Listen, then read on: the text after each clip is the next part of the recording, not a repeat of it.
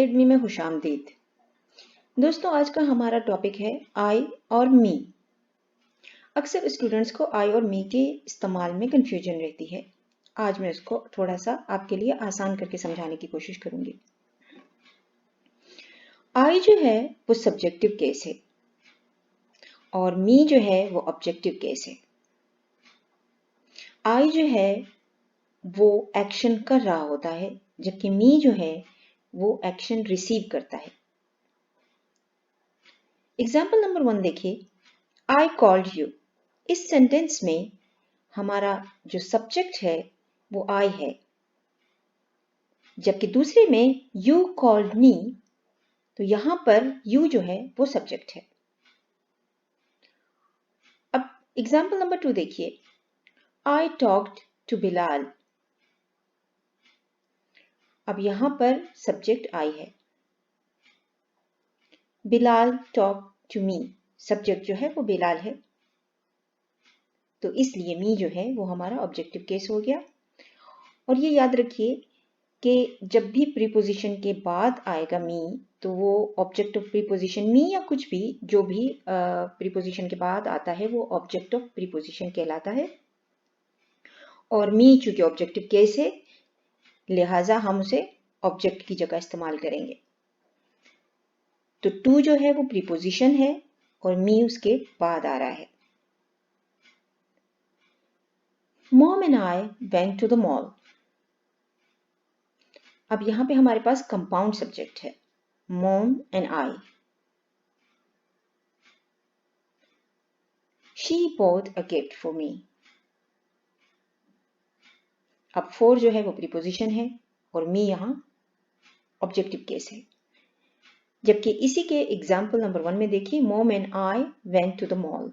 अब to the mall, अब जो द मॉल जो है वो भी ऑब्जेक्टिव केस है, ऑब्जेक्ट ऑफ प्रीपोजिशन, क्योंकि टू जो है वो प्रीपोजिशन है। I enjoy parties with my friends. अब इस सेंटेंस में आई जो है वो हमारा सब्जेक्ट है, जबकि विद माई फ्रेंड्स ये हमारा प्रीपोजिशनल फ्रेज है। My sister likes to study with me. अब माई सिस्टर जो है वो सब्जेक्ट है यहाँ, टू स्टडी विद मी ये हमारा प्रीपोजिशनल फ्रेज है, क्योंकि टू जो है वो प्रीपोजिशन है। मैं हमारे नेक्स्ट लेसन में आपको प्रीपोजिशंस के बारे में बताऊंगी और फ्रेजेस के बारे में बताऊंगी। Mom and I had lunch. यहाँ फिर हमारा कंपाउंड सब्जेक्ट है और I as a subject use हो रहा है। Mom prepared lunch for me. For me देखिए दोबारा object of preposition. You and I are in this photo. अब दोबारा यहां हमारे पास कंपाउंड सब्जेक्ट है और आई जो है वो सब्जेक्टिव केस है। जबकि इसी के दूसरे एग्जाम्पल को देखते हैं, it's you and me in this old photo. अब it is you and me in this old photo, तो यहां पर ये ऑब्जेक्टिव केस हो गया। थोड़ा सा अगर आप गौर कीजिए तो यूजुअली जो सब्जेक्ट है वो वर्ब के बाद आता है, मगर हमेशा नहीं ऐसा होता, यूजुअली मैंने कहा। कुछ मजीद प्रैक्टिस कर लेते हैं। Janet asked him and Dash to do the job. Janet asked him and Dash. देखिए यहाँ कंपाउंड है। अब ये कंपाउंड सब्जेक्ट भी हो सकता है, कंपाउंड ऑब्जेक्ट भी हो सकता है। तो आपके ख्याल में ये क्या है? जैसा कि मैंने पीछे बताया था एक्सप्लेनेशन में कि अक्सर हमेशा नहीं, अक्सर ऑब्जेक्ट जो है वो वर्ब के बाद आता है और यहाँ वर्ब जो है वो आस्क्ड है। वर्ब जो है वो एक्शन को शो करता है और सब्जेक्ट यहां जो है वो जेनेट है। तो हमें क्या चाहिए? Object, me. He and dash did the job for Janet. अब यहां पर हमारा सब्जेक्ट कंपाउंड है, he and I. She made dash at the gym. अब शी जो है वो हमारा सब्जेक्ट है, मेड जो है वो हमारा वर्ब है, पास्ट फॉर्म। तो क्या ख्याल है कि यहाँ क्या आएगा? जी हाँ, यहाँ ऑब्जेक्ट आएगा। Please join Tom and dash for lunch. यहाँ पे भी हमारे पास कंपाउंड सब्जेक्ट या ऑब्जेक्ट है। Please join us for example.